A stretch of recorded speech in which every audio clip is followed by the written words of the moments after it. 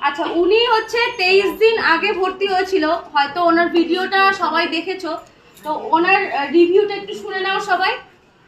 বলো। হাতটা উঠাতে পারতাম না, এখন অনেকটা ঘুরছে। তোলো, হাত তোলো। সবাই দেখতে পাচ্ছ কতটা উঠছে। আগে উঠতোই না। আগে কতটা উঠতো? ঘুরতো আগে ঘুরতো না। কতটা উঠতো আগে?